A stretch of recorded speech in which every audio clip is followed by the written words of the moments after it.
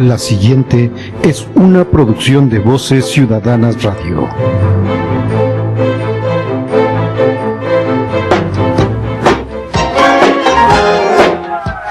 Ya está sintonizando En Fondo.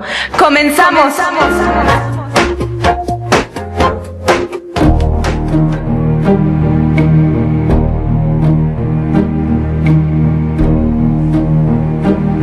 Hola, ¿qué tal? Yo soy Paula Alcocer y ya estamos aquí como cada lunes en su programa En Fondo. Hoy estamos a 20 grados centígrados en la Ciudad de México y esperamos que en poco tiempo empiecen las lluvias, y no es que ya empezaron en una parte de la ciudad. Hoy quiero empezar como siempre con la cartera cultural de esta semana. Vamos a empezar con el Centro Cultural Universitario Tlatelolco, que tiene para ofrecernos música electrónica, charlas tlatelolcas y teatro. Va a haber una serie de conciertos de música electrónica para los que les gusta este género, que se llama Metamorfosis Infinitas, el 11 de septiembre en punto de las 19 horas. También va a seguir estas sesiones de charlas tlatelolcas, esta ocasión la cuarta sesión, que se llama Así en la Tierra como en el Cielo, el 11 de septiembre igual a las 17 horas, y va a haber una presentación teatral que se llama La Fiesta, del colectivo de Quark. Este colectivo es francés y está presentando esta obra. Puedes conseguir una cortesía si escribes a eventosccutlatelolco@gmail.com para poder asistir a esta función. También quiero invitarlos. Denme un segundo ya.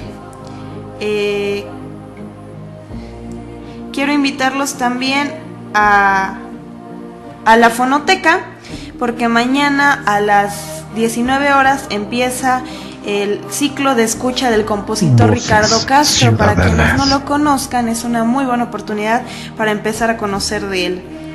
También les invito a visitar el Museo de la Mujer, donde una docena de mujeres rinden homenaje a Mary Richardson con una muestra que conmemora el siglo de su acción contra la Venus de esta obra pictórica. Entonces los invito a que vayan a esta muestra. También en Esto Ver Aquello se inaugura esta semana en el Palacio de Bellas Artes, para que también no se lo vayan a perder. También quiero invitarlos al Franz Mayer, donde pueden encontrar las fotos más impresionantes del año en la World Press Photo, que se ha convertido en una de las exposiciones de verdad más recomendadas para ver estos fotógrafos que recorren todo el mundo. También quiero invitarlos a ver la nueva propuesta de la Compañía Nacional de Teatro, que trata acerca de las mentiras. Entonces visítenlo, chéquenlo para ver qué está sucediendo. También pueden visitar el Museo Nacional de Arte para visitar a Velasco y sus paisajes.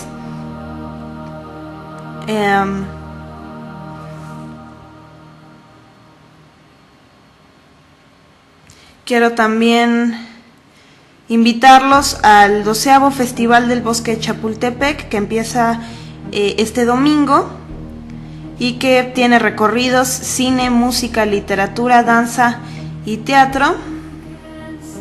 Y bueno, sobre todo que se den una vuelta o que descarguen la cartelera de los principios sitios y casas de cultura del DF, y claro que de todo el país, ¿verdad? Y que no se pierdan todas estas actividades, porque la verdad es que la mayoría son gratuitas, son muy accesibles. Otra cosa que los quiero invitar, para quienes se han interesado gracias a lo que hemos platicado aquí acerca del tango, quiero invitarlos este miércoles, como cada segundo miércoles de mes, a la milonguita que se hace en el Kiosco Morisco, en Santa María la Ribera. Es un espacio muy bello, no solamente por la naturaleza de la construcción arquitectónica, sino también por el espacio y el ambiente que se da cuando nos reunimos ahí a bailar tango. El acceso es totalmente libre y cualquiera puede entrar a darse una vuelta y mirar cómo se deleitan estas personas en el abrazo tanguero. Hoy, justo hoy, el Colegio de Saberes, como ya les había contado un poco de él, inicia estos talleres libres en estos talleres libres, y quiero invitarlos a que si no se inscribieron todavía están a tiempo de inscribirse. Hay varios talleres bastante interesantes. Ciudadanas. Está la elaboración de la bitácora de sueños, que es un formato gráfico que sigue la tradición conceptual e histórica del dibujo visionario y recoge los sueños, convirtiendo la experiencia en una pieza gráfica, y eso es importante porque tiene una forma ideal de expresión personal. También se encuentra el taller El rostro y las emociones, donde el rostro y las emociones, y también el taller Cuando las palabras no alcanzan, que ambos los imparte Bruno Enrique Ramírez Ornelas, pensando cómo la identidad social de los seres humanos y cómo la expresividad, la anatomía, la topografía y la diversidad dan un códice orgánico. Entonces, por medio del dibujo tradicional y experimentar, se trata de ver los elementos técnicos y visuales que permiten expresar y materializar emociones, duelos, afectos u lo que sea.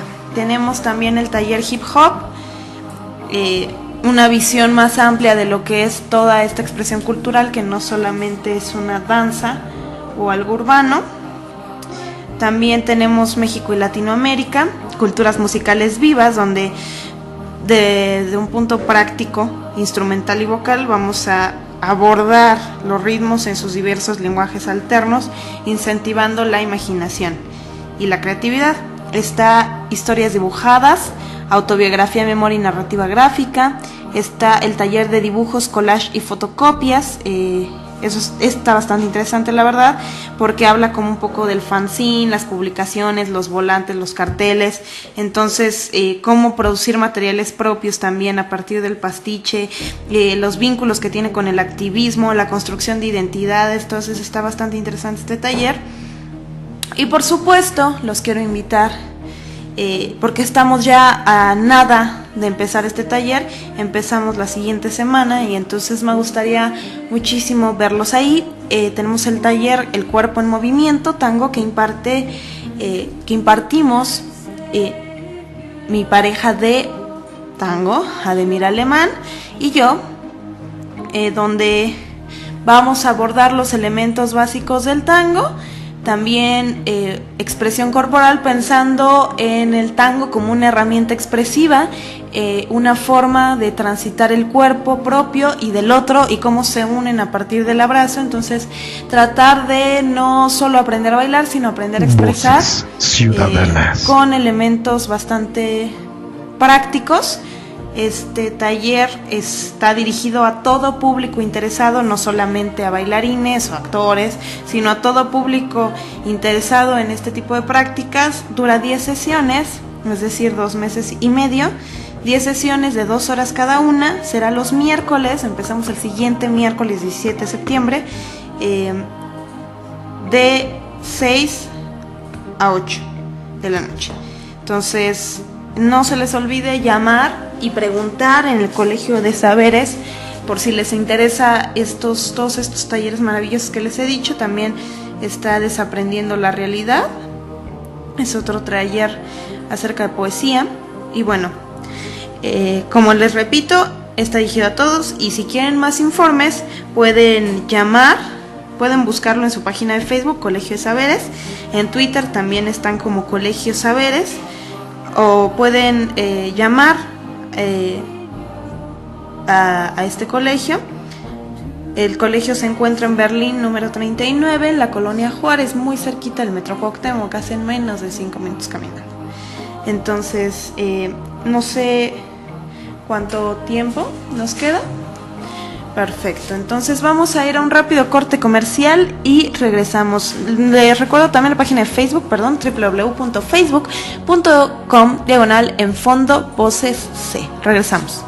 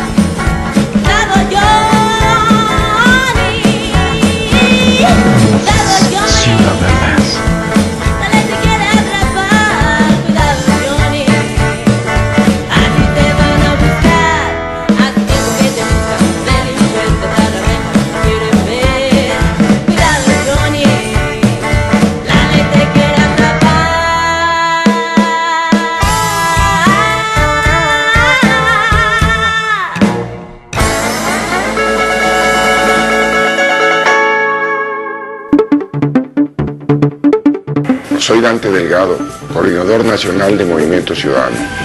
Estoy convencido de que tenemos que contribuir con nuestras ideas, con nuestra visión y con nuestro compromiso a temperar las diferencias de este país y somos fundamentales en el cambio que demanda México. Movimiento Ciudadano.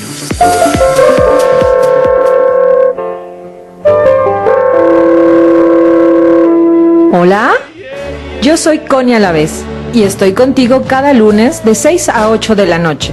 Te espero con ideas, solo por Voces Ciudadanas Radio. Don't you realize the things we did, we're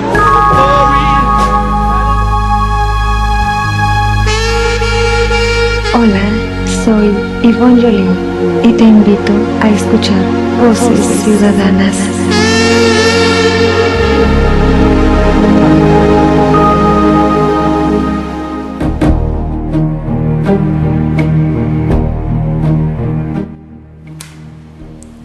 Ya estamos de vuelta. Perdón, digo, es que me estoy acostumbrando a esta nueva tecnología que nos trajeron desde un país muy lejano.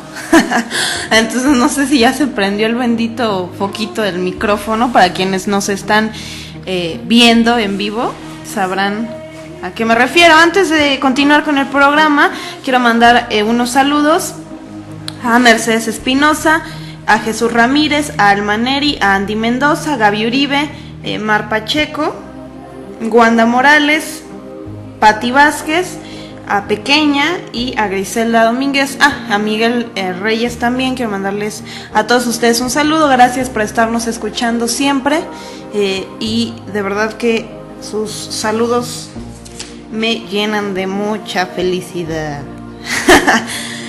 Vamos a pasar a la recomendación literaria del día de hoy. Hoy tenemos una novela muy Voces importante, Ciudadanas. muy importante. Esta novela se llama Manon Lescaut. Les voy a subir el link a la página de Facebook. ¿Por qué? ¿Por qué es importante esta novela? Esta fue la primer gran novela romántica. Si pensamos, esta es una novela del siglo XVIII. Si pensamos que en realidad la novela era solamente un espacio de recreación, sobre todo para las mujeres ociosas que no tenían gran diversión, esta fue la primera realmente gran novela romántica. El escritor fue un abad que a los 24 años ya tenía una historia digna de que se convirtiera en novela. Precisamente era libertino, se apasionaba por las mujeres, era inconstante, era inestable e era imprudente, como el protagonista de su obra más famosa, que es precisamente esta. Curiosamente había ingresado 2 veces al ejército y otras 2 había entrado a la Compañía de Jesús y había sido expulsado de todas. Este prolífico escritor francés, que a pesar de que escribió mucho, solamente casi es conocido por esta obra, Manon Lescaut, fue él mismo un personaje romántico. Nació para 1967, cuando justamente estaba el liberalismo, el utilitarismo y el sentido común en Europa ya estaban totalmente adueñados.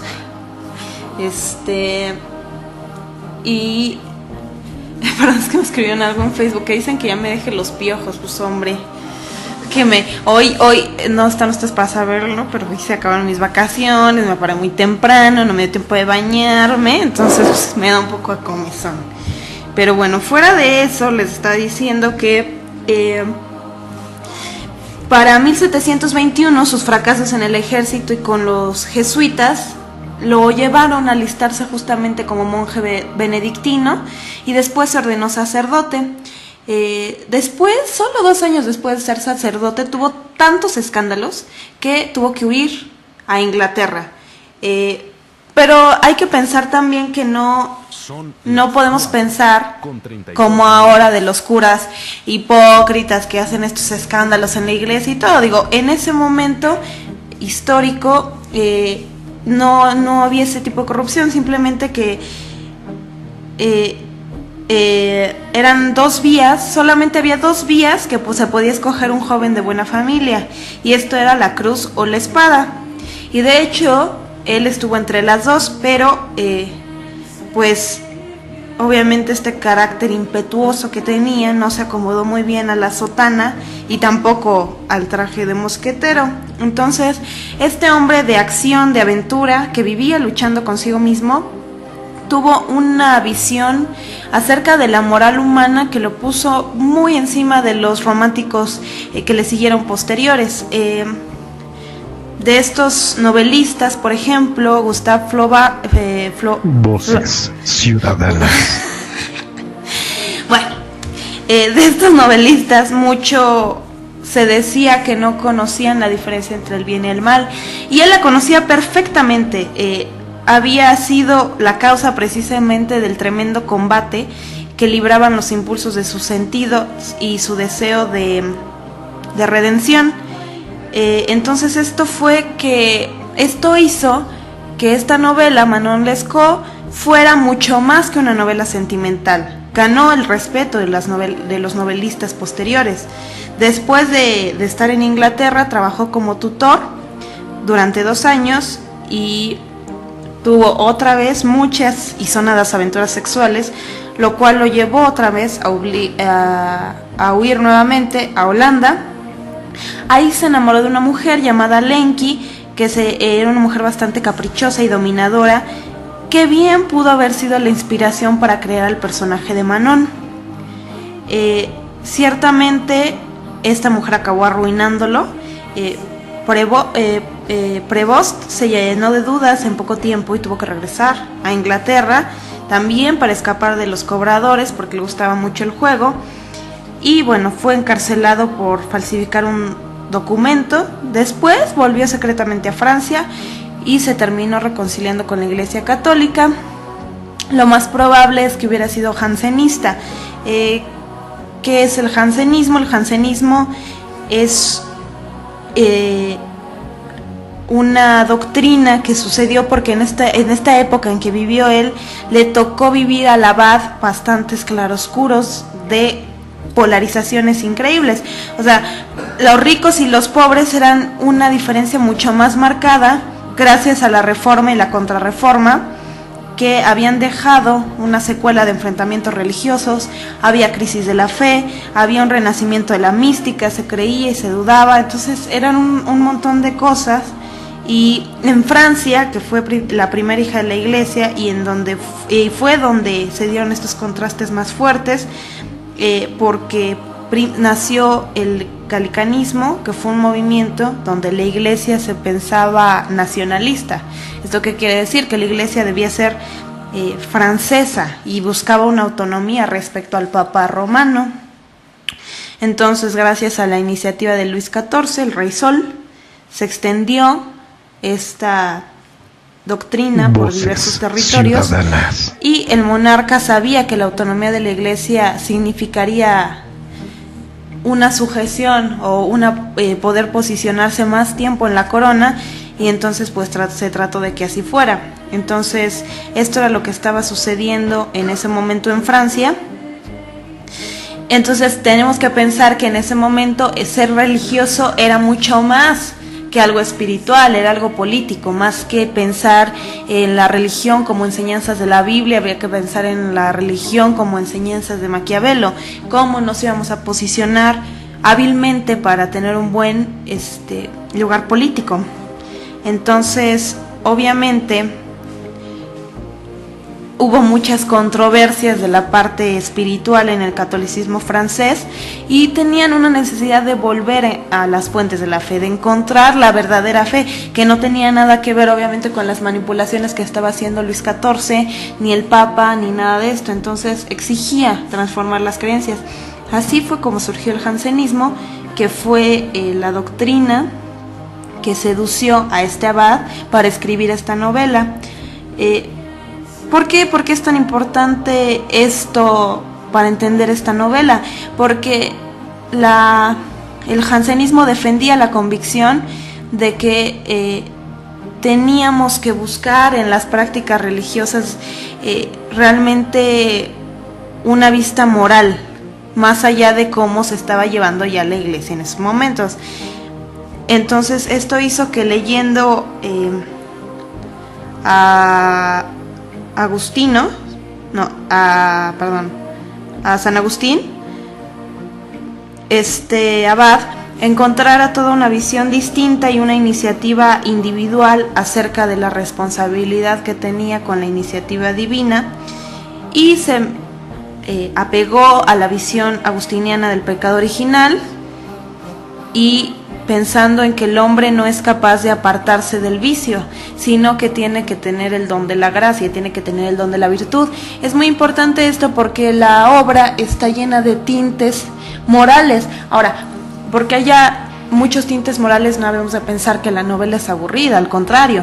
Es decir, está este hombre joven que se enamora de una mujer que le encantan los placeres, que le encantan los lujos y que no está dispuesta a dejarlos a pesar de que lo ama.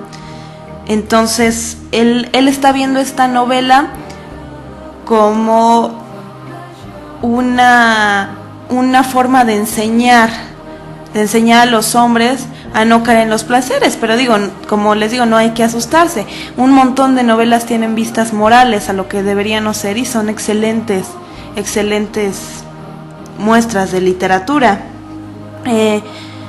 Además hay que acordarnos de que esta novela no fue como tal expresada como una novela, sino que fue el último de sus 7 tomos que hizo de las Memorias de un hombre de calidad.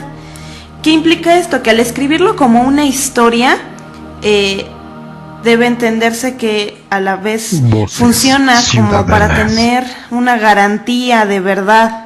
O sea, ya no era, si pensamos en lo que les dije al principio, que la novela era como un espacio de ocio, al poner que es una historia, una crónica, una memoria, le da todo un tinte distinto, y entonces así podría alcanzar el objetivo que él quería, que cuál era, no abandonarse a los placeres, no abandonarse a los vicios, porque eso es lo que puede pasar. Puede pasar como al chico de la novela, puedes perderlo absolutamente todo. Esta novela presenta una extraordinaria combinación de romanticismo y realismo que puede dar también buena cuenta de cómo era Francia e Inglaterra en ese momento histórico, porque el protagonista vive en París y también va cambiando de los escudos, de las espadas a las cruces. Entonces pensemos en que desde el principio, por ejemplo, este personaje, y es algo que yo siempre lo he dicho, Manon Lescaut, esta mujer, no puede ser juzgada como una persona mala. Yo creo que no puede nadie tener que juzgar a un personaje, porque si juzgas a un personaje es no comprender su complejidad poética. Manon Lescaut es una mujer llena de recursos, una campeona de la supervivencia y ha salido de las clases populares, logra escalar socialmente gracias a su belleza y tiene el terror de perder las ventajas y el confort de la vida burguesa. Esto hará que será capaz de cualquier cosa con tal de no volver a los territorios del trabajo. El protagonista tampoco puede darse por engañado, porque desde el principio conoce las debilidades que tiene su amada, y así como vemos cómo empieza a caminar la novela, vemos que es capaz de comprender y justificar hasta el final sus motivaciones, que hace que el personaje sea tan interesante de esta mujer, que es muy varonil en ciertos aspectos. No solo es bella, es muy inteligente, es hábil, es encantadora, es tierna, tiene muchas, ¿cómo decirlo?, muchas caras y muchas aristas, Manon Lescaut. Por otra parte, su protagonista es un muchacho que la verdad resulta bastante femenino, se abate con sus pasiones, sufre terriblemente la infidelidad de Manon. Entonces, ¿y por qué es importante todo esto, no? ¿Por qué vamos a leer una novela del siglo XVIII cuando las relaciones amorosas han cambiado tanto? Pues porque precisamente es a partir de esta novela que empezamos a crear un imaginario literario, por lo menos, de cómo son las relaciones hoy en día. Manon Lescaut está insertada en una época donde se empiezan a configurar un montón de cosas ideológicamente. Manon Lescaut es un increíble libro que se los recomiendo muchísimo. Lo pueden encontrar en línea, así que de verdad es un excelente libro. Yo lo estoy leyendo ahora mismo y me tiene embelesada. Pero bueno, quiero también mandar otros saludos que tengo por aquí pendientes: a Lupita Lola Chávez, a Erika Ruizoc y a Julia Gómez, que nos están escuchando. Quiero recordarles que me pueden seguir en Twitter. Yo en Twitter estoy como Paola Alcocer con C, y también que visiten la página de Facebook www.facebook.com/enfondovoces.c, y que no dejen de revisarla toda la semana, porque estamos también subiendo todo el tiempo los eventos de los participantes y los invitados que hemos tenido aquí en el programa, los cuales les agradezco mucho su participación. Vamos a ir a un rápido corte comercial y volvemos.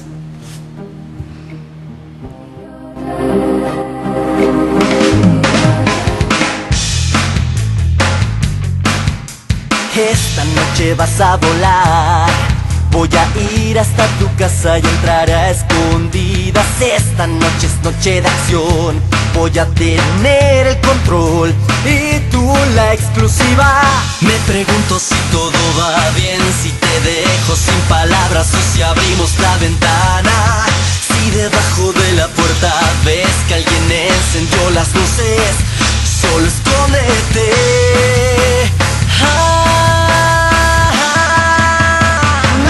Yo quiero más, me robaré tus besos con la luz apagada. Más, yo quiero más, te arrancaré la ropa solo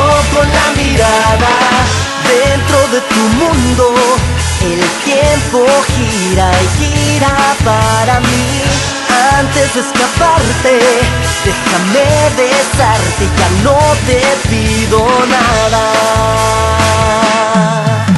Siento una descarga de amor que me recorre el cuerpo, mi pulso se acelera, tú mi tentación. Me enredo en mil ideas cuando te tengo cerca. Si me besas puedo enloquecer, si me tocas poco a poco voy perdiendo la cabeza. Si debajo de la puerta ves que alguien encendió las luces, solo escóndete.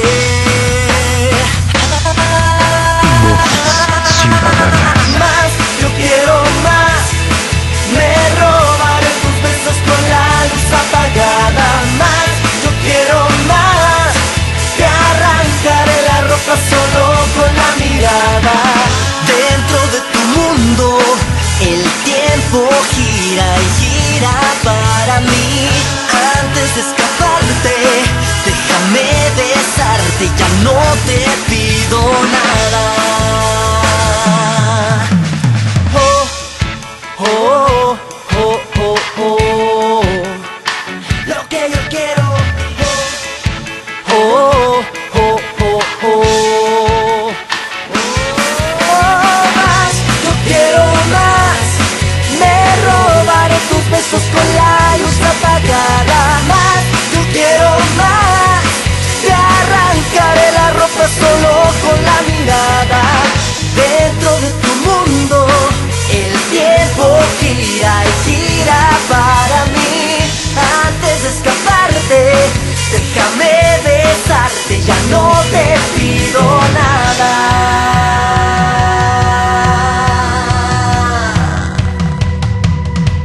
Yeah.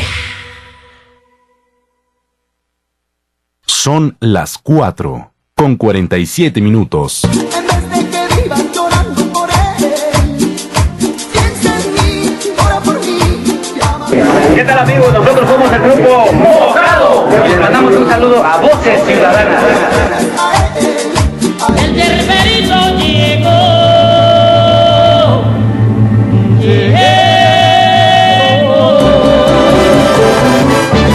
Hola, soy Hassan y te invito a ponerle una pizca de sabor a tu cocina en Sazonando, todos los martes a las 2 por Voces Ciudadanas Radio. Traigo la ruda, tal que estornuda, también traigo alma.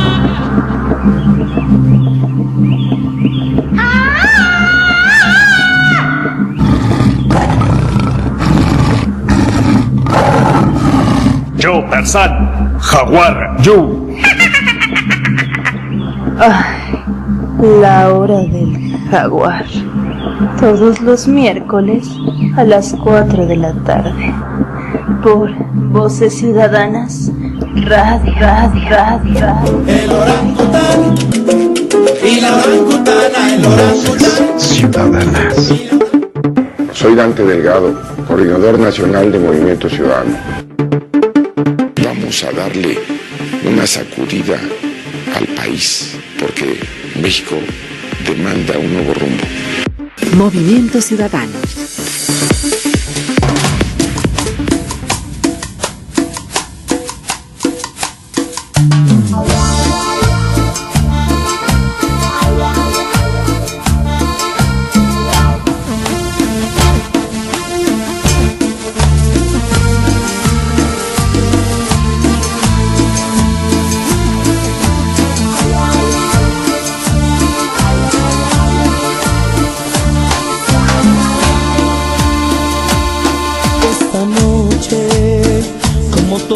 Las noches voy a hacerte mía de una y mil maneras. Esta noche, como todas las noches, entre mis fantasías encenderé mi hoguera y olvidaré que es un pecado mortal, que la mujer de un amigo se debe respetar.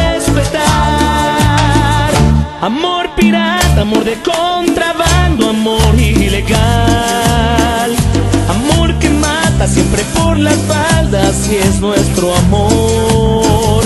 Amor pirata, amor de contrabando, amor ilegal, amor de unas horas que todo devora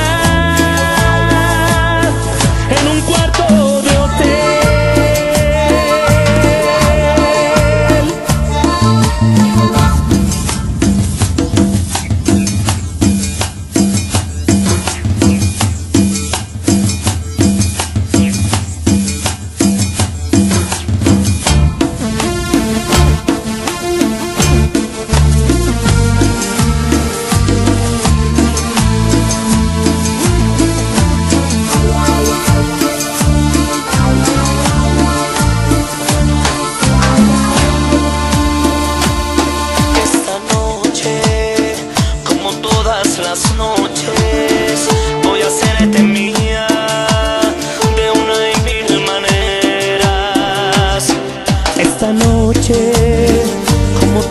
Las noches, entre mis fantasías, encenderé mi hoguera y olvidaré que es un pecado mortal, que la mujer de un amigo se debe respetar.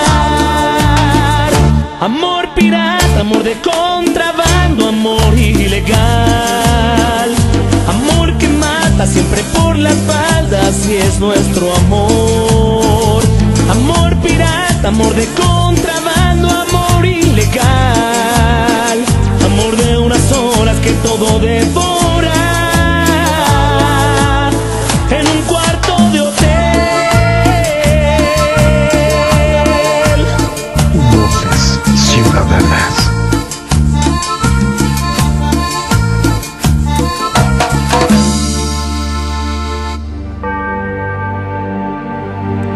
Ya estamos de vuelta.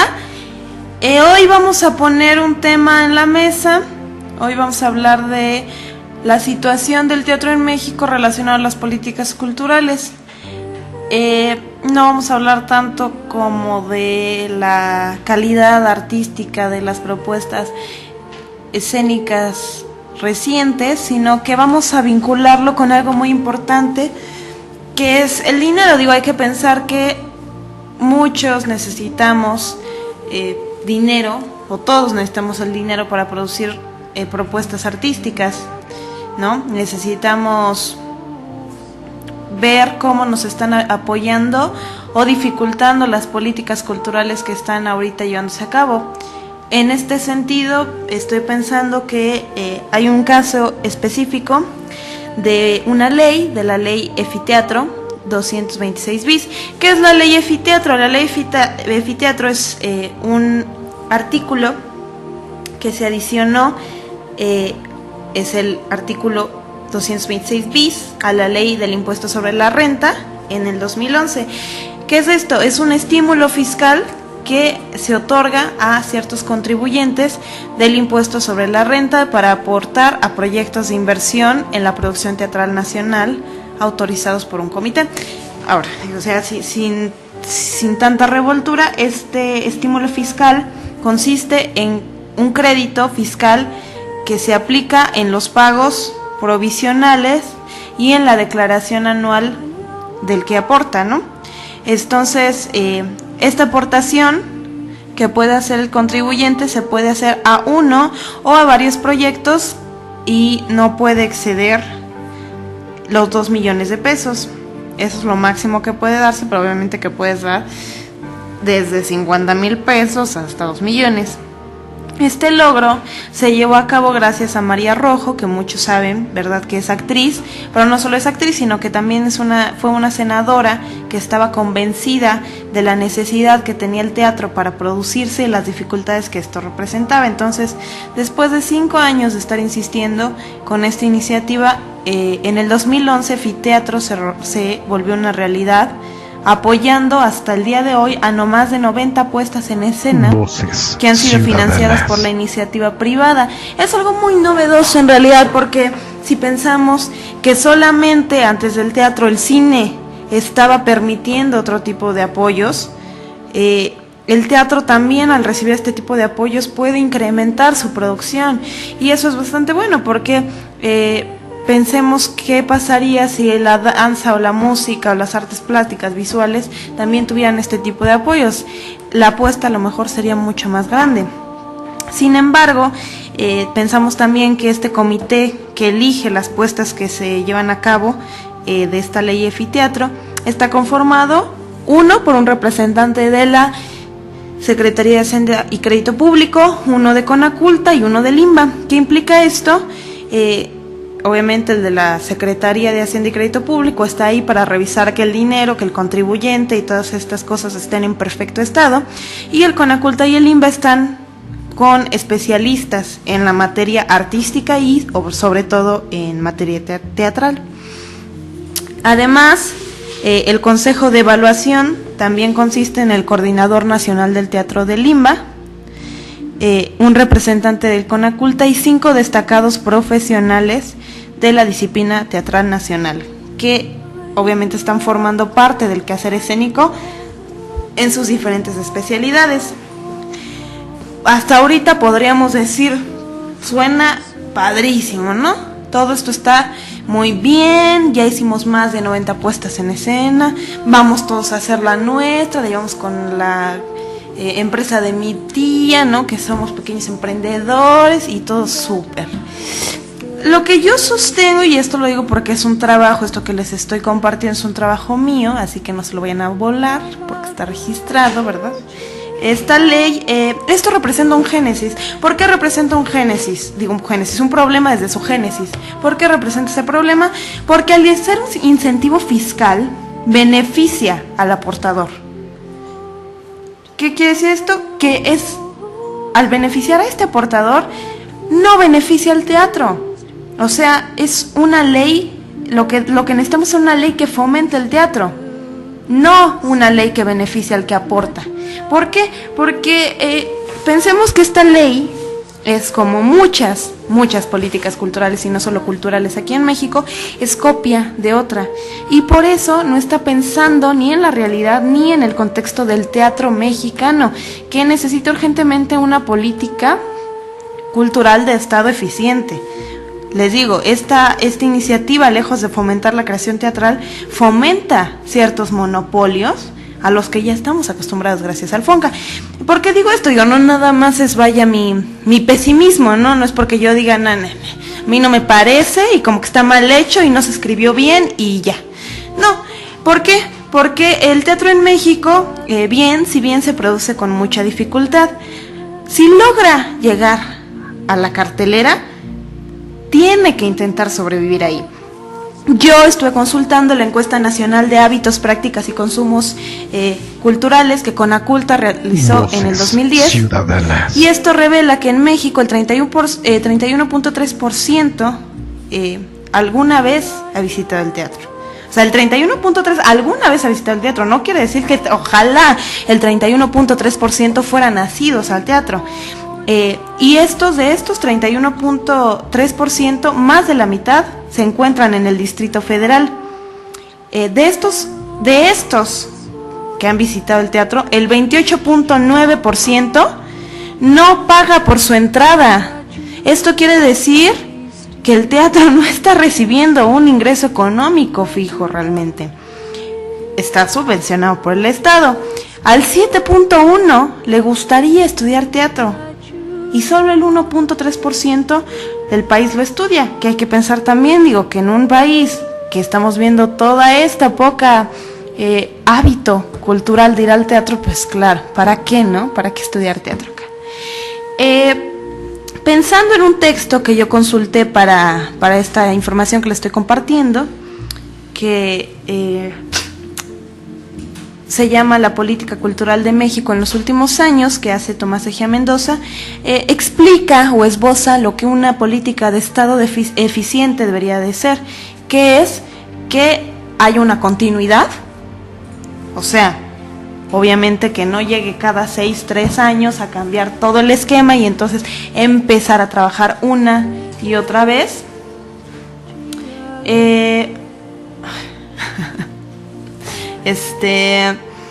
que perdón, es que el productor me manda aquí mensajitos.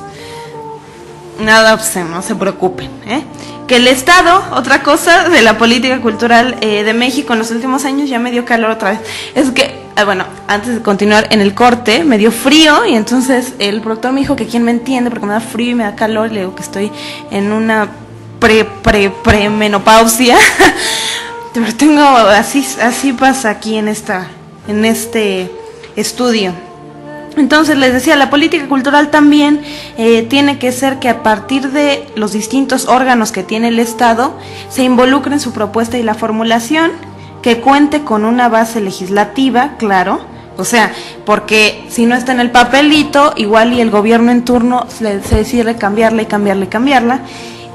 que el público que sea afectado por ella la conozca y la acepte. Qué importante es esto, como se los mencionaba justo hace un programa, hace 2 programas les estaba diciendo que por qué, si la cultura es tan importante, la seguimos dejando a manos del Estado. Tenemos que tomarla nosotros también, tenemos que informarnos qué está sucediendo, tenemos que aceptar estas políticas. María Rojo estuvo 5 años peleando por esta ley, pero esta ley pretendía incluir también a la danza, a la música, a las artes plásticas. Pero no hubo sectores que la apoyaran, el sector teatral, y eso no todos evidentemente fueron el único sector que la apoyó. Eso también es muy importante, o sea, no solo es problema del Estado, hay que ponerlo así, también es problema del público que quiere acercarse a estas políticas culturales, y obviamente que exista una forma de rendición de cuentas. Obviamente este tipo de políticas no han podido presentarse en el caso mexicano porque pues nuestras instituciones están supeditadas a los funcionarios que dirigen dichas instituciones, quienes se cambian con cada sexenio. Perdón. Efiteatro, de buena manera, ha sobrevivido la alternancia de Calderón a Peña Nieto. ¿Y por qué? No porque en realidad ni a Calderón ni a Peña Nieto les importe mucho el teatro, sino porque es un incentivo fiscal. Solamente por eso ha permanecido, porque, repito, beneficia al aportador, no al teatro. También pensemos, y como ya les había explicado esto en otro programa, de los planes nacionales de cultura, que es muy importante que los que nos dedicamos a esto, tal vez no toda la población, pero sí por lo menos los que estamos inmiscuidos en temas de humanidades, culturales, artísticos, veamos qué está pensando, qué plan tiene el Estado para nosotros. El Plan Nacional de Cultura de 2012, de Calderón, una de las principales líneas de acción era hacer crecer al sector cultural competitivamente y desarrollarlo como un recurso económico. Obviamente esto podría explicar por qué esta ley se creó como un incentivo fiscal y no como una ley de fomento al teatro, que sí han sido llevadas en Latinoamérica y en Europa con gran éxito económico y que aumentan obviamente el PIB, que es el Producto Interno Bruto que está produciendo la cultura. Todo esto suena no tan mal, ¿no? Bueno, ok, a lo mejor no toda la gente está ahí, lo que tú quieras, pero pues a mí no me suena tan mal, Paola, no hay que ser tan exquisitos, ¿no?, con las políticas culturales. Hay política cultural, que es lo importante, pero el problema en realidad es que en México la gente no va al teatro.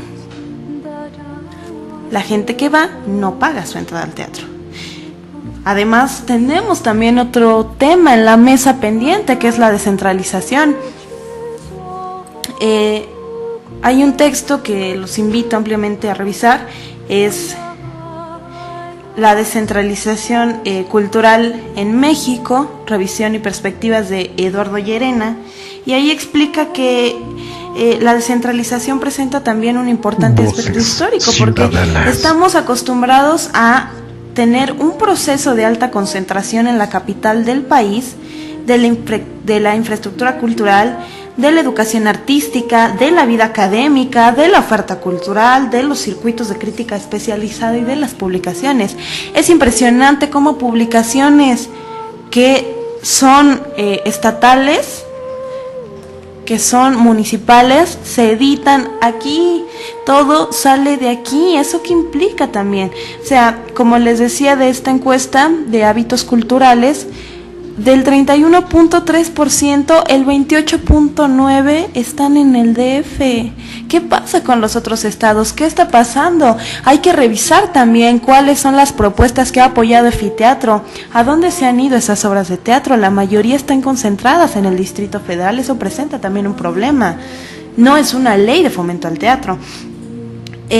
No solamente se trata de una transferencia de recursos y funciones, sino que este proceso político no permite la democratización. Es decir, ¿cómo están participando estos sujetos sociales de otras regiones y de las localidades en la conformación de las políticas culturales si todo se está concentrando aquí? Entonces, ¿cómo en realidad podemos hacer esta relación entre las instituciones de cultura y las instituciones federales? ¿Cómo podemos llevarlo de lo micro a lo macro? ¿Qué pasa? O sea, ¿cómo podemos pensar entonces que Efiteatro puede ser una ley efectiva, una ley que lleve o que pueda hacer que mi propuesta teatral le llegue a todos, ¿no? Además, también revisando el sistema de información cultural, estamos viendo que la distribución de estos edificios teatrales está en el Distrito Federal. Tan solo en el DF contamos con 143 recintos teatrales. Entonces, obviamente, por eso podemos explicarnos por qué a partir de la periferia la gente hay veces que no ha visitado el teatro en su vida. También pensemos que el CITRU, para los que no sepan, que es el Centro de Investigación, Documentación e Información Teatral Rodolfo Sigli, se encuentra en la capital. La ENAT, Escuela Nacional de Arte Teatral de Lima, se encuentra en el DF. El CUT, Centro Universitario Teatral, está en el DF. Y la Compañía Nacional de Teatro está en el DF. ¿Qué está pasando? La centralización de la cultura. Entonces, si pensamos en esta concentración tan alta de la oferta cultural, como repito, ¿cómo podríamos hablar de una democratización de la cultura real? No sé cuánto tiempo tengamos, cómo vamos del tiempo. Perfecto. Entonces vamos a ir a un rápido corte comercial, no sin antes mandar un saludo a los que ya nos escuchan por ahí por el internet. Quiero mandar un saludo a Claudia Morales, a Daniela Laguna, a Connie Alavés, a Alfredo Peñuela Rivas, quien ya tuvimos el gusto de tenerlo aquí con nosotros, hablándonos de su novela La Orfandad de la Muerte, muy recomendable. También a Marco Levario, a Turcot, Marco Levario Turcot, que es director de la revista Etcétera y quien nos está escuchando. Muchas gracias. Entonces vamos a ir a un rápido corte comercial. Volvemos.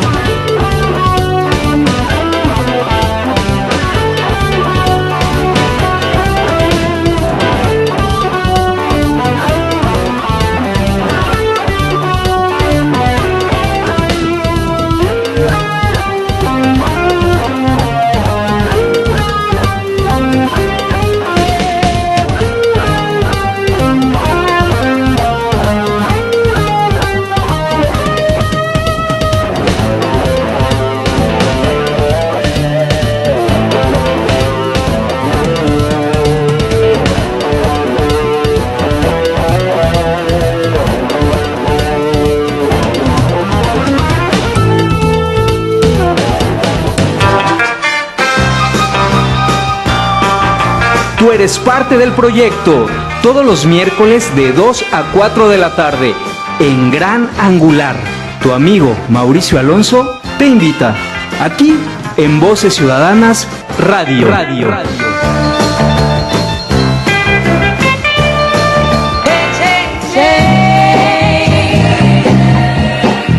Hola, soy Florisa Macías. Ven, atrévete y rompamos cadenas. Aquí, en Mujeres, todos los jueves de 4 a 5 de la tarde, en Voces Ciudadanas Radio.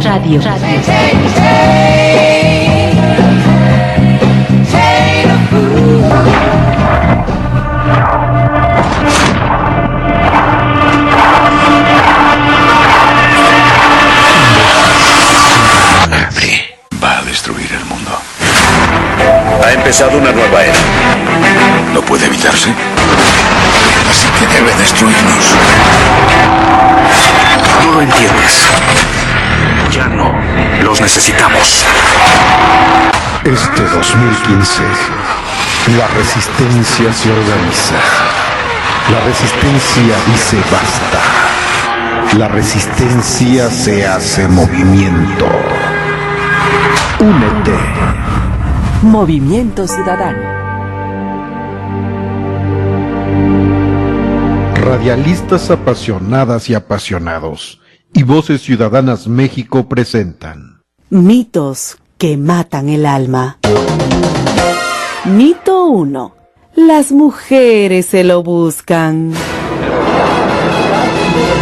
Las mujeres se quejan de que las tratamos mal, pero ellas mismas se lo buscan.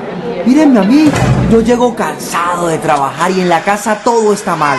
La comida fría, los muchachos llorando y ella reclamando porque me tomé un par de cervecitas con mis amigos. No pueden estar en silencio. Mujer, calla a tus hijos o los callo yo a palos. Tus hijos. Yo estoy cansado. ¿Y la mujer qué? Ella trabajó todo el día igual que él y también quiere descansar. Y espera que su marido comparta la atención a los hijos. ¡Ya no aguanto más! ¡Ya no! ¡Cállate! ¿De qué te quejas, si tú te lo buscas? ¿Qué me busqué? No sabes criar a tus hijos y como mujer no sirves. Vete a la cocina. Vete ya. Vete ya. La violencia, un abuso de poder que daña el cuerpo y también el alma. Nada la justifica. Voces Ciudadanas contra la violencia hacia la mujer. Son las 5:15.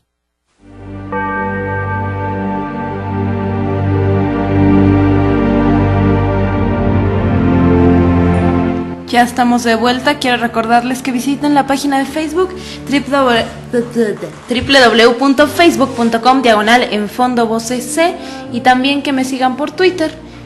Yo me encuentro como Paola Alcocer con C, para que se enteren de todas las novedades de la cartera cultural que ponemos ahí y también de cualquier de los videos, de los podcasts que también tenemos de este programa para los que no alcanzaron a verlo. Y bueno, para los que apenas nos están sintonizando ya en nuestra segunda hora de programa, quiero contarles que estábamos hablando de una ley que se llama Efiteatro, que es un incentivo fiscal que se le da al aportador, que se le da al aportador, sí, que puede ser una empresa, que puede aportar hasta 2 millones de pesos para una puesta en escena nacional. También puede ser extranjera, pero tienen ahí ciertas cláusulas, y que busca ampliar las propuestas o ampliar los espacios o los... el apoyo económico, sobre todo al teatro. Lo que yo sostenía en esta pequeña investigación que realicé hace poco tiempo era que no sirve porque al ser un incentivo fiscal, lejos de apoyar al teatro, apoya al aportador, le beneficia a él y no al teatro mexicano.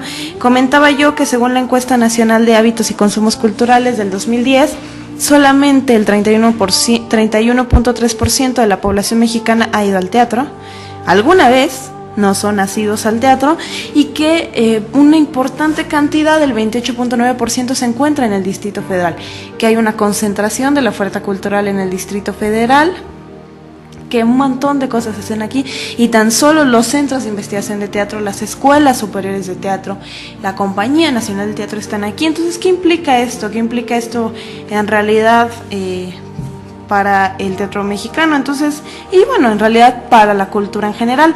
¿Cómo podemos hablar de esta democratización de la cultura? Que era lo que yo decía antes de este corte comercial.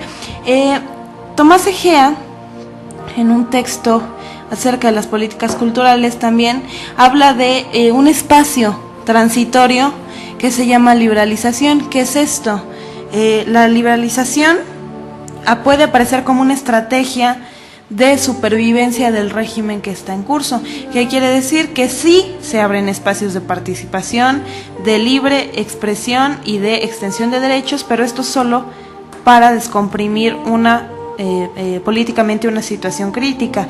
¿Qué quiere decir esto? Que son situaciones o soluciones a corto plazo, y que deberían ser justo eso, un paso transitorio, que no deberíamos de quedarnos en la liberalización de las políticas culturales. Es decir, hay una etapa previa, que es lo nulo, hay otra etapa que es la liberalización, y tendríamos que llegar idealmente a la democratización, pero eso no ha ocurrido, y hay que pensar no solamente en políticas culturales, sino en dónde nos hemos quedado en toda esta liberalización de la política, cuántas soluciones no se han dado en un momento específico y no han tenido realmente el impacto que quisieran. Y es que regreso al problema, que la centralización en México es brutal. ¿Cómo pueden competir en realidad las entidades estatales con la federal? Es muy, muy complicado.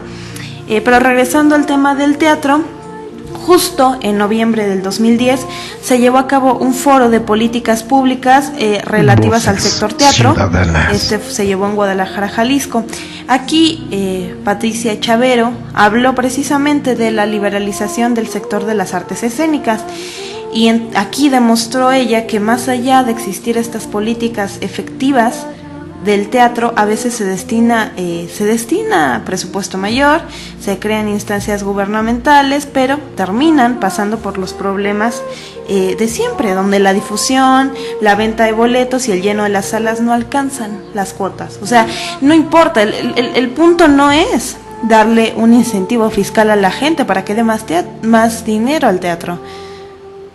No alcanza porque no hay difusión, porque no se llenan las salas, porque no se venden los boletos. Entonces yo llego y te doy mi incentivo de 100,000 pesos para que hagas tu puesta en escena. Y entonces con esos 100,000 pesos tú armas tu producción, le pagas a tus actores y nadie va. Puedes estar 5 meses en cartelera, pero nadie va a ir. Entonces, un claro ejemplo de esto podría ser el Centro Cultural Helénico. Este centro cultural en 1990 se abrió las puertas para resguardar producciones de teatro no solo profesional, sino también experimental, y a pesar de sus esfuerzos tiene un promedio de ocupación en las salas menor del 20%. Menor del 20% de sus salas se llenan. Y el presupuesto que recibe de la federación se utiliza prácticamente solo para pagarle a administrativos y a técnicos. Entonces volvemos a lo mismo. Si tenemos una falta de público en las salas, donde no se está ocupando la totalidad y la suspensión de funciones es algo frecuente y también se cancelan temporadas, es porque simplemente no existe un hábito del mexicano por ver el teatro.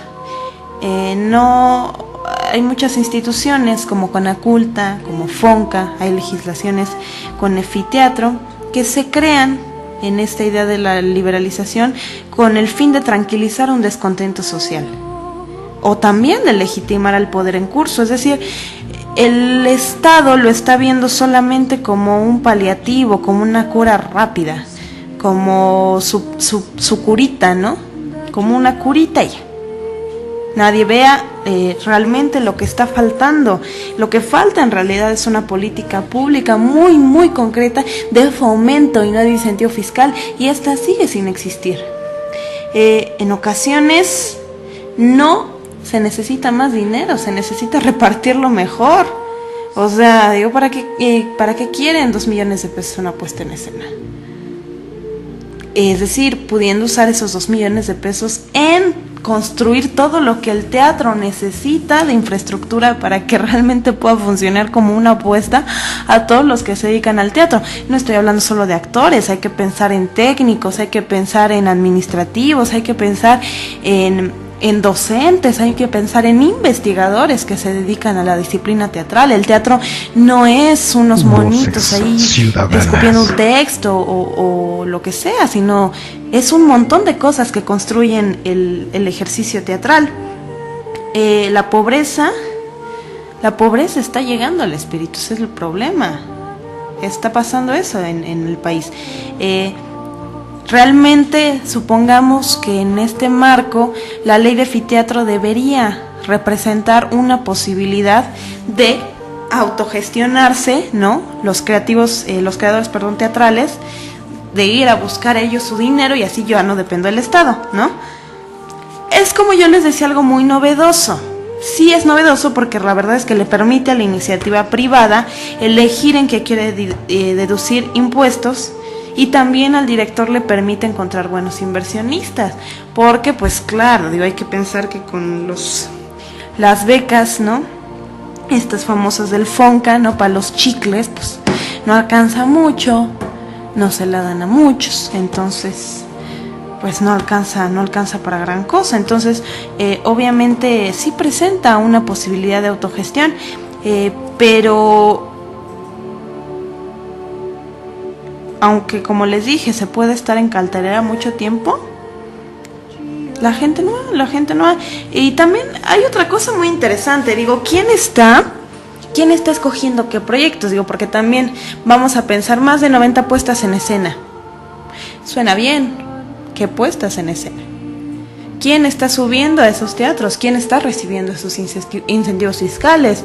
O sea, el comité que se encarga de autorizar también está presentando un problema, porque en primera solo cuenta como con 3 cabezas: el comité, que está representando al INBA, al CONACULTA y la Secretaría de Hacienda y Crédito Público, y 5 especializados en teatro, ¿no? Imposibilita esto una mayor pluralidad de opiniones y visiones respecto a los nuevos proyectos teatrales. Y obviamente ahí se encuentra, ¿no? Siempre de rojo la Secretaría de Hacienda y Crédito Público, que nos recuerda el carácter de esta ley, que no es una ley de fomento, es un incentivo fiscal.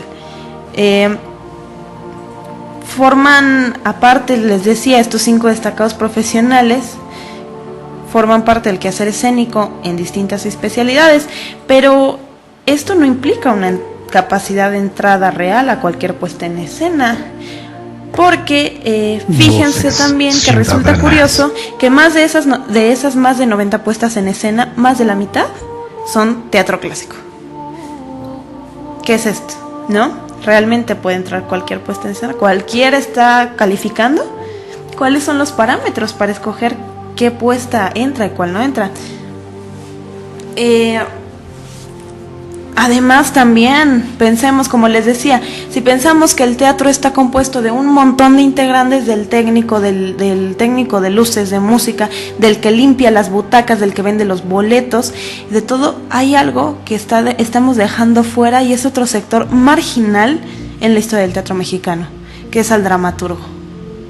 ¿Qué está pasando con el dramaturgo si más de la mitad de esas puestas en escena están siendo teatro clásico? Entonces, bueno, vamos a ir a un rápido corte comercial y volvemos. Yo soy Paola Alcocer.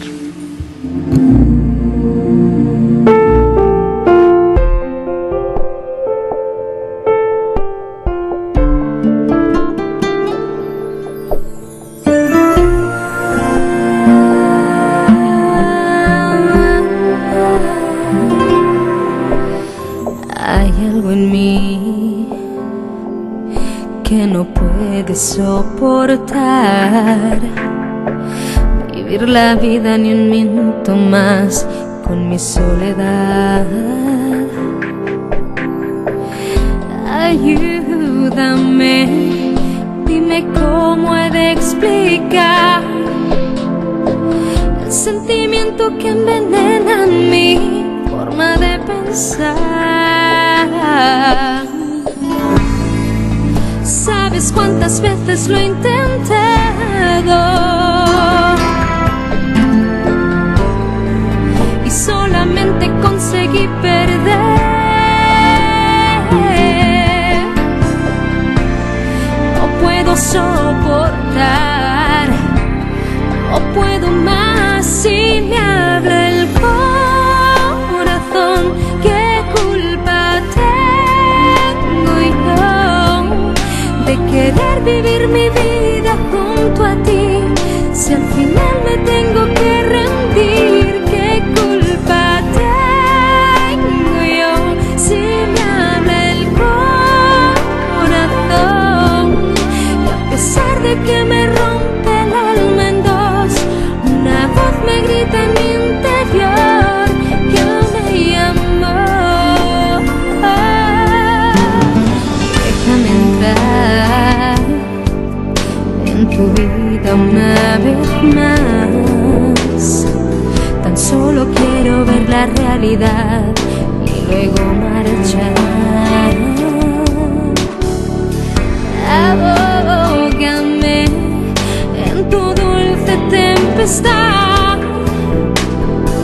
Cierran las puertas, no las abras más y me olvidarás. Los recuerdos son ahora tormentos. Voces Ciudadanas. Todo lo que pudo ser pero que nunca fue. No puede ser verdad este final si me habla el corazón. ¿Qué culpa tengo yo de querer vivir mi vida junto a ti, si al final me tengo que rendir? ¿Qué culpa tengo yo si me habla el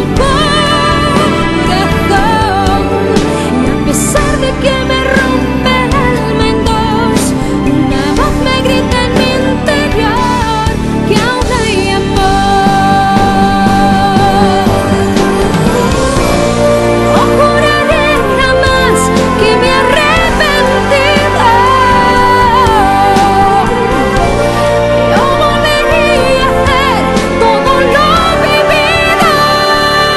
Si me habla el corazón, ¿qué culpa tengo yo de querer vivir mi vida junto a ti, si al final me tengo que rendir? ¿Qué culpa tengo yo si me habla el corazón?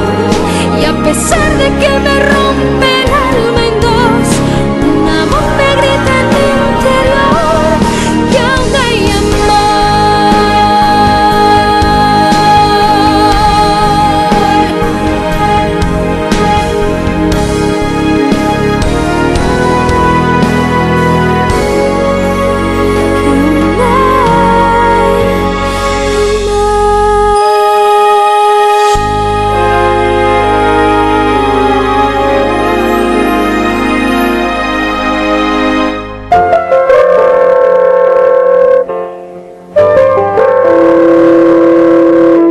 Hola, yo soy Connie Alavés y estoy contigo cada lunes de 6 a 8 de la noche. Te espero con ideas, solo por Voces Ciudadanas Radio. Don't you realize the things we did, we're all for real, not a dream. Son las 5:31. Voces Ciudadanas.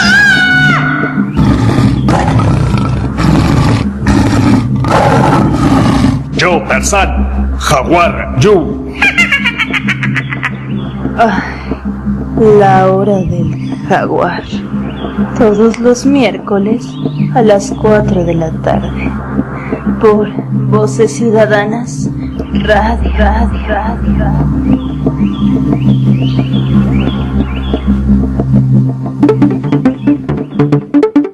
Soy Dante Delgado, coordinador nacional de Movimiento Ciudadano.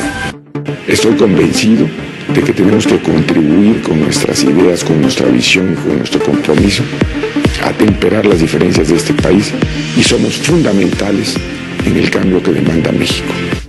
Movimiento Ciudadano.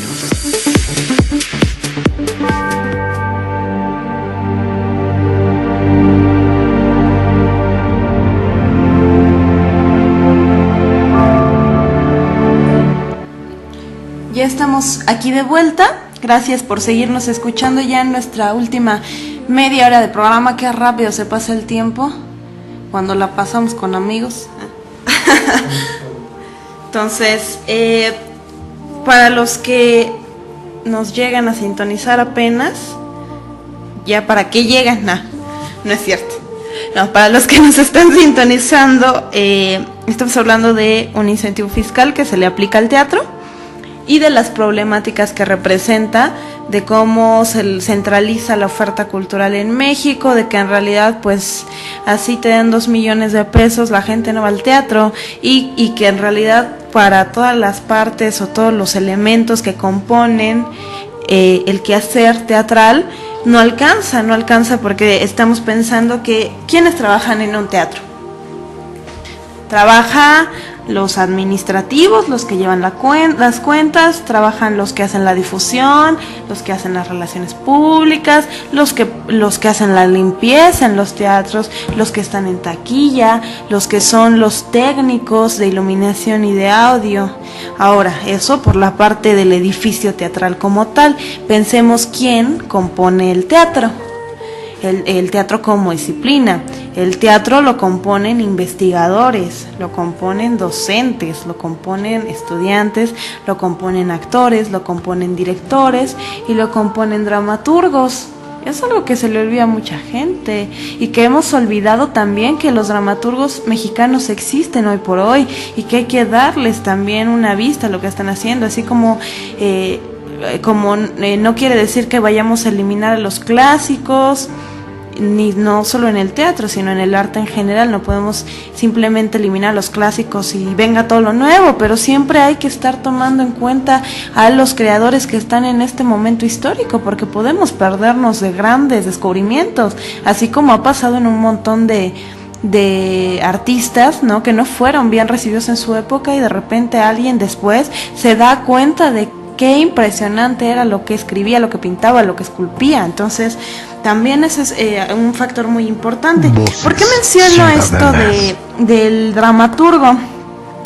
Les decía que el comité que aprueba este incentivo fiscal de Fiteatro está compuesto por un representante del INBA, del CONACULTA y de la Secretaría de Hacienda y Crédito Público, además de 5 destacados profesionales de la disciplina teatral nacional que están formando parte del quehacer escénico. Pero les decía que de esas más de 90 puestas en escena que se ha apoyado con este incentivo, son más de la mitad de teatro clásico. Entonces, como les digo, ¿quién elige? ¿Qué elige y por qué lo elige? Dejamos afuera otro sector marginal en la historia del teatro mexicano, que es el dramaturgo. Obviamente ya pasamos esa época, ¿verdad?, de Emilio Carballido y Rosario Castellanos. Lo cierto es que se escribe teatro mexicano, pero no se produce tanto teatro mexicano.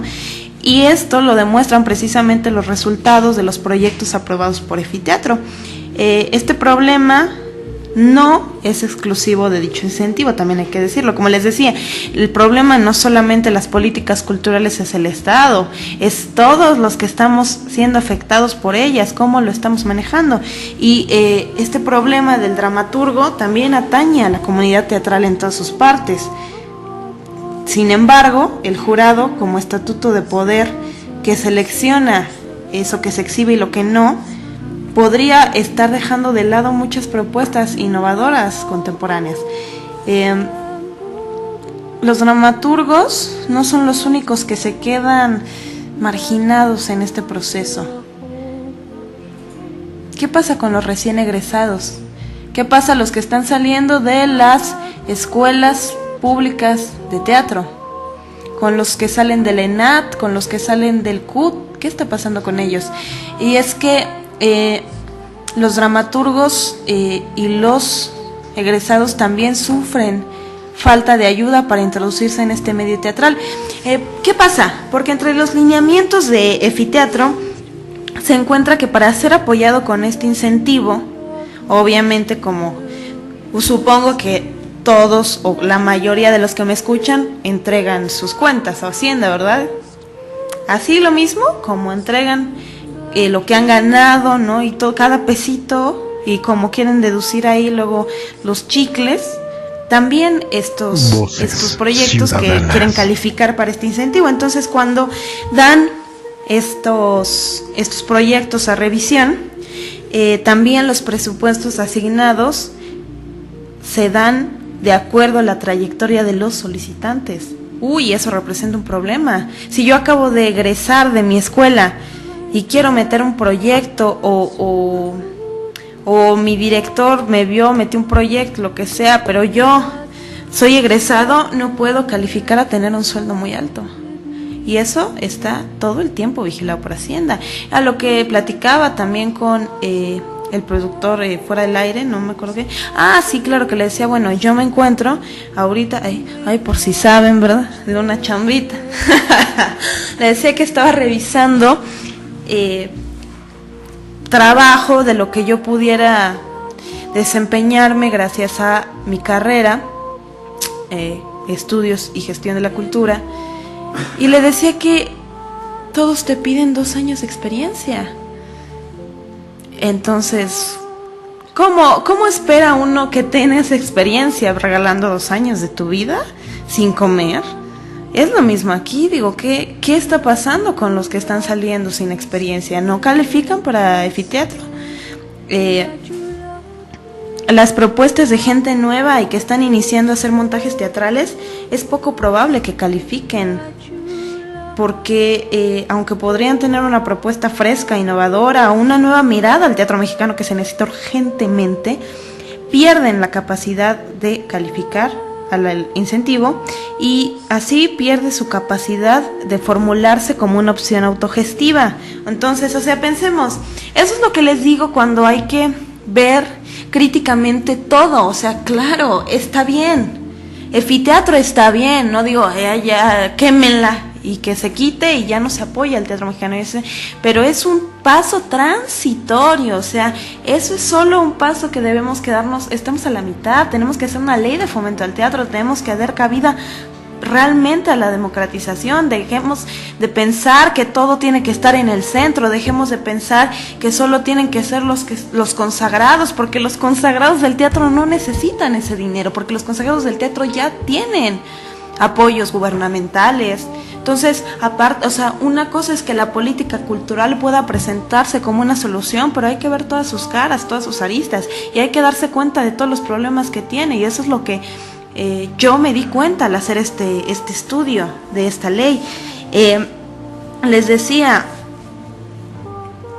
ya no es una opción autogestiva, pierde esa capacidad, ¿no? También hay otro estatuto muy interesante, otra vez pensando en quién decide, para quién decide, cómo decide y qué se escoge, ¿no? También se menciona que estos proyectos deben de tener cualidades artísticas y aportar al patrimonio cultural, ¿no? Súper bien, Conaculta, IMBA, 5 profesionales, seguro ellos saben más, ¿no? Que muchos cuáles son las cualidades artísticas y qué significa aportar al patrimonio cultural, pero vaya, esto, digo, si ya nos ponemos exquisitos con el término, ¿qué estamos entendiendo por arte, por patrimonio y por cultura? ¿No? ¿Qué estamos entendiendo y qué estamos escogiendo? Obviamente esto, el pensar en cualidades artísticas y aportar patrimonio cultural, estos 3 definiciones o estos 3 conceptos, arte, patrimonio y cultura, está demostrando que las políticas se seleccionan lo que es el contenido simbólico importante para el gobierno en turno. O sea, que es importante para este gobierno que se entienda como arte, que se entienda como patrimonio y que se entienda como cultura. Y eso es todo un tema que no vamos a hablar ahorita por falta de tiempo, pero bueno, obviamente entendemos cómo no solamente existe una compleja convivencia dentro de la política cultural, con rasgos tanto de democracia como de autoridad, sino también cómo tenemos ese poder de estar legitimando y dándole estabilidad a un gobierno, ¿no? Digo, aun con sus desatinos, sigue estando ahí, sigue estando el poder y sigue seleccionando contenido simbólico. Entonces, pensando en este lineamiento de aportar a la... que les dije, a la cualidad artística y aportar al patrimonio cultural, ¿no? Existen varias obras en el 2011 y en el 2012 que podrían estar lejos de estas líneas de calidad artística. Un buen ejemplo es Soltera pero no sola. Soltera pero no sola es una obra de calidad artística y que aporta al patrimonio cultural. Vamos a ir a un rápido corte comercial y regresamos para el último segmento del programa. Yo soy Paola Alcocer.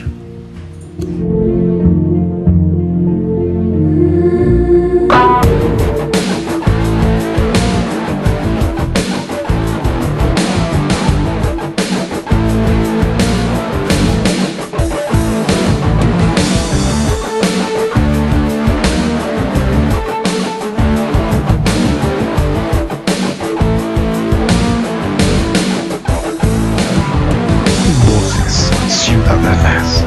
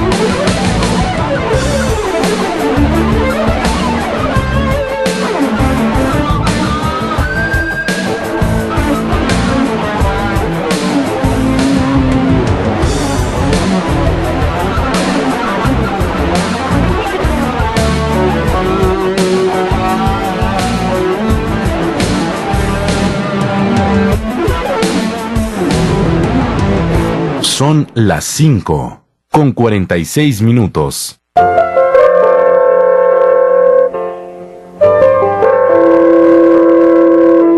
Hola, yo soy Conia Lavés y estoy contigo cada lunes de 6 a 8 de la noche. Te espero con ideas, solo por Voces Ciudadanas Radio. Don't you realize the things we did, we're all for real, not a dream.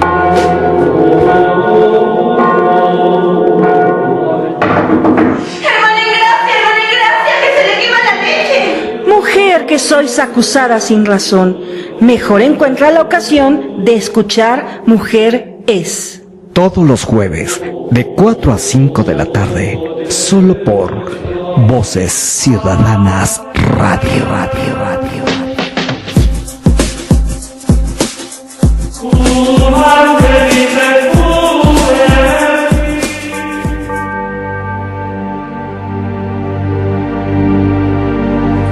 Ya estamos de vuelta, ya para terminar el programa, ¿no? Y cerrando también el tema de hoy, que es las políticas culturales en México, el caso de la ley Efiteatro. Entonces, bueno, les decía que entre los incentivos que se le dieron al teatro en el 2011 y en el 2012 están muchos lejos de las líneas que según, ¿no?, pide este incentivo. ¿Cuáles eran estas líneas? Tener cualidades artísticas y aportar al patrimonio cultural, ¿no? Independientemente de qué podríamos entender por esto. Soltera pero no sola es un monólogo cómico donde la protagonista trata temas de soledad y de amor propio. Yo no estoy criticando, claro, los gustos de cualquier persona, ¿verdad? A cualquiera nos puede gustar ver lo que sea, ¿no? No tenemos todos que ver la alta ópera, ¿no? Ni tener que ver, pues no sé, comedia de la más corriente o de la más vulgar. Digo, eso es gusto de cada persona, pero hay que pensar que si le estamos dando dinero y si estamos destinando fondos para algo que se supone que le aporta al patrimonio cultural, no debería de calificar esta obra. Esta producción fue apoyada con 300,000 pesos. Es un monólogo. 300,000 pesos para un monólogo es demasiado dinero. Y si ya se dijo, ¿no?, que se está dando una importancia a las cualidades artísticas y patrimoniales, pero también a la trayectoria artística de los que lo solicitan, hay que pensar que la chica que hace este monólogo, que es Claudia Cervantes, ha tenido una carrera impresionante. Empezó como señorita Michoacán, participó en novelas, en telenovelas, quiero decir, y en obras de teatro como Monólogos de la Vagina. Esa es la impresionante trayectoria artística que tiene esta muchacha. Obviamente todos podríamos decir, bueno, pero ¿cómo, no? ¿Cómo es posible que le den tanto dinero? Bueno, Claudia Cervantes, por quien no lo recuerda, es la Lady Rotonda, la chica esta que hizo una fiesta ahí en el panteón de los célebres difuntos. Y bueno, si pensamos que esta chica es Hinojosa, Calderón, ¿no? Pues ya resolvimos el problema. Que patrimonio cultural, que no, pues no hace falta. Entonces, ¿realmente nos estamos preocupando en estos organismos o es que la concepción del patrimonio cultural y de los funcionarios encargados de aprobar necesita seguirse trabajando para llegar a políticas públicas efectivas? O sea, obviamente no es que tengamos todos que pensar arte como esto, cultura como esto, patrimonio como esto, pero obviamente debemos exigir y que existan valores compartidos acerca de lo que significa, y recordar que la cultura no es un disfrute, la cultura tiene capacidades de reparar el tejido social, eso es muy importante. Ahora, hay que pensar también, otro problema del teatro, ¿cuánto estamos pagando? O sea, si una función va desde los 150 hasta los 600 pesos, aunque sea teatro de calidad, es poco viable. El salario mínimo de la Ciudad de México es de casi 70 pesos diarios. ¿Cómo vas a llevar a sus hijos al teatro, no? Obviamente en otras ciudades del mundo pues nuestros precios no son caros, pero para la sociedad mexicana sí lo están siendo. ¿Cómo costeamos este boleto, no? Y los gastos que implica también. Si estamos hablando también de que el Estado ha acostumbrado a la población mexicana a hacer la cultura subvencionada, ¿no? Entonces, bueno, ya para... y también otra cosa, el Star System del teatro. ¿Qué tal cuando se llena el foro, cuando aparece algún chico de telenovela y van las señoras, ¿no? Y los hombres también cuando ven Aventurera y si no es Maribel Guardia, es Lorena Herrera o qué sé yo. O sea, ahí está eso también, ¿no? Qué problema. Pero bueno, eso es solo para que ustedes sigan pensando lo que implica las políticas culturales en México y todo el problema que tienen detrás. Es decir, no están mal, son una solución, pero hay que seguir trabajando en ellas y sobre todo hay que verlas como una mirada crítica. Eso no hay que olvidarlo nunca. Tenemos que ver todo con una mirada crítica, no solamente decir bueno, pero es que se ve que quieren hacer algo. No, hay que terminarlo de hacer nosotros bien. Y bueno, ya para terminar quiero recordarles de verdad que visiten la página del Colegio de Saberes, donde están empezando hoy los talleres libres y que nosotros empezamos la próxima semana. Me va a dar un gustazo verlos o conocerlos, ¿verdad? Sus caras de muchos ahí. Les recuerdo, el taller se llama El Cuerpo en Movimiento. Tango lo impartimos Ademir Alemán y yo, el cual tiene bastantes trayectoria. Bueno, no bastante, pero tiene una trayectoria muy buena.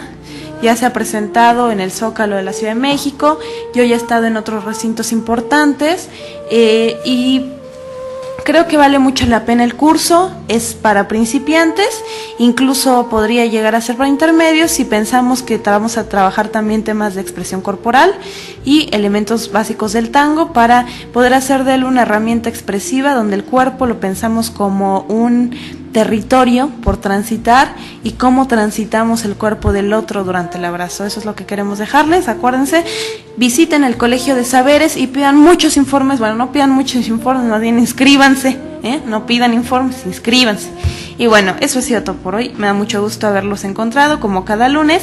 Nosotros nos vemos el lunes siguiente de 4 a 6 aquí por Voces Ciudadanas Radio. Yo soy Paula Alcocer. Les recuerdo la página de Facebook www.facebook.com/enfondovocc, mi Twitter Paula Alcocer con C. Y eso ha sido todo por hoy. Muchas gracias por acompañarnos.